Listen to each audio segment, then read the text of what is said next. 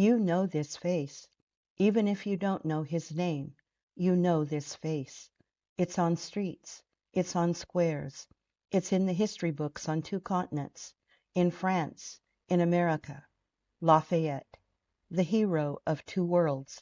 The man who defied his king to fight for American independence. The friend of Washington. The symbol. You know him. I want to tell you about someone you don't know. Her name was Mary Adrienne Françoise de Noailles. She was born in 1759, 2 years after him, into one of the most powerful families in France. The Noailles were intimates of the throne. Her world was Versailles, silk, candlelight, and the absolute certainty that France would always be France. She married Gilbert at 15. He was 17. Neither of them had any idea what was coming. I live in the Creuse, in a village called Clugnet, in a region called the Combre, an ancient Celtic landscape that straddles what is now the border between the Creuse and the Auvergne. Lafayette's family came from Chauvignac, just over the eastern edge of this same landscape. The Lemovici tribe, the Celtic people who lived here before the Romans came, their territory ran straight through this country. The same granite under my garden was under his ancestral fields. I am not stretching to make this local. This is local. And I am an American woman, standing in his landscape, telling you about his wife. Someone had to. The marriage was a dynastic arrangement, as all such marriages were. But something happened between these 2 young people that was not arranged. Adrienne fell genuinely, seriously, lastingly in love with her husband. And Gilbert? Well, Gilbert had large ideas about liberty and glory and the fate of nations. Adrienne managed everything else. In 1777, Louis XVI signed an order forbidding Lafayette from sailing to America to join the Continental Army. France was not yet openly at war with Britain. The king could not afford the provocation. Lafayette had already bought his own ship with his own personal fortune. He sailed anyway. When he left, Adrienne was pregnant. She managed the birth. She managed the estate. She managed the legal and diplomatic consequences of her husband's unauthorized departure, the king's fury, the family embarrassment, the very real possibility of serious consequences. She did this with such competence that by the time Lafayette returned, a hero of the American Revolution, celebrated on 2 continents, the household he came home to was in better order than the one he left. That is not a footnote. That is the foundation everything else was built on. Then came the Revolution. Lafayette was a revolutionary. He believed in it. He helped write the Declaration of the Rights of Man. He commanded the National Guard. He was, for a moment, one of the most powerful men in France. And then the Revolution consumed itself. By 1792, the Terror was coming. Lafayette fled France. He was captured by the Austrians and imprisoned at Olmütz, a fortress in what is now the Czech Republic. He was gone, unreachable, unable to help anyone, including his wife. Adrienne was left in France with his name, his politics, his enemies. In 1794, at the height of the Terror, Adrienne was arrested. So were her mother, the Duchess of Ayen, her grandmother, the Maréchal de Noailles, and her sister, the Viscountess de Noailles. They were imprisoned together, in the same cell, in the Maison Delmont. They waited.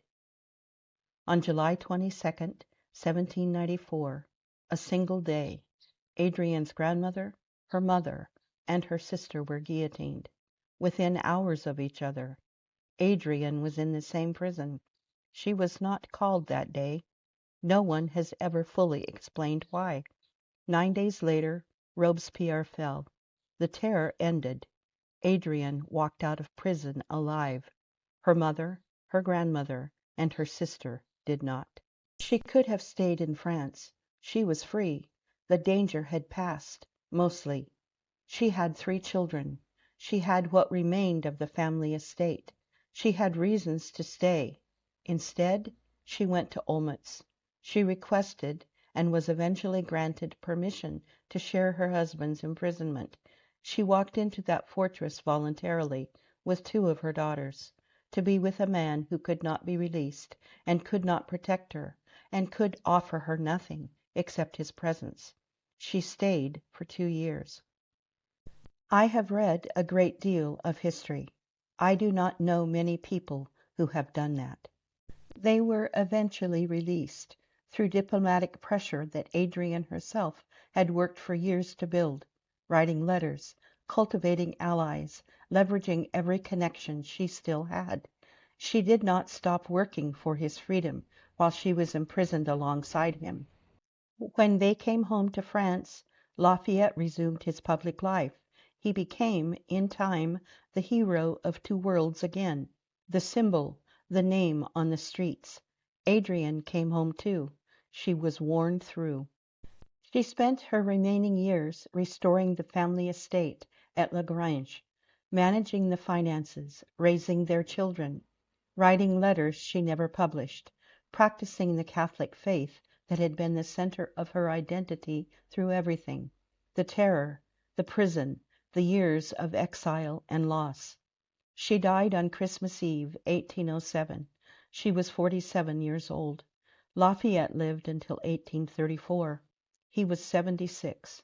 He spent those 27 years without her, and by most accounts never quite recovered from her loss, though the historical record, focused as it was on his public life, does not ever linger there. Her name is not on streets. There is no Place Adrienne in Paris, no Rue de Noailles Lafayette running through the quarters she knew. The statues are of him. The history books are about him. The celebrations, the commemorations, the American still children who still learn his name, all of him. She is a footnote, a wife, mentioned in passing, if mentioned at all. And I want to say something to my French viewers directly, because I know some of you are watching, and I know some of you are a little surprised that an American woman who moved to the Cruz cares this much about your history. I care because I live inside it. I walk past stones that were here before France was France. I live in the Cambrai, in the landscape that her husband's family came from.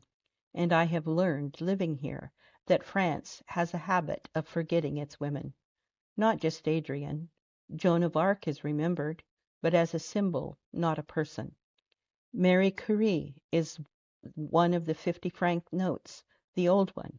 Adrienne de Lafayette managed the survival of one of the most significant figures of the Atlantic world, walked into a Habsburg prison of her own free will, held her faith through the murder of her entire family, and died at 47. Her name is on nothing. The record is clear. She made him possible, not in the soft background way that history usually means it when it says a woman made a man possible. In the hard, practical, documented way. She managed the money. She managed the crises. She worked the diplomatic channels. She went to the prison. Without Adrienne de Noailles, there is no Lafayette. Without Lafayette, the American Revolution looks different. Without the American Revolution, well, that is a very long thread to pull. She knew that. I think she always knew that. And she did it anyway. Her name was Adrienne. Remember it. If you want to follow the trail wherever it leads, subscribe, because History Detective Episode 5 is coming, and What's Under the Plots in Clugnet has a story that goes back further than France itself. And if you'd like to help keep this little old lady investigating, there's a PayPal, an Amazon wish list, and a Buy Me a Coffee link, all in the description. Thank you, truly, for being here.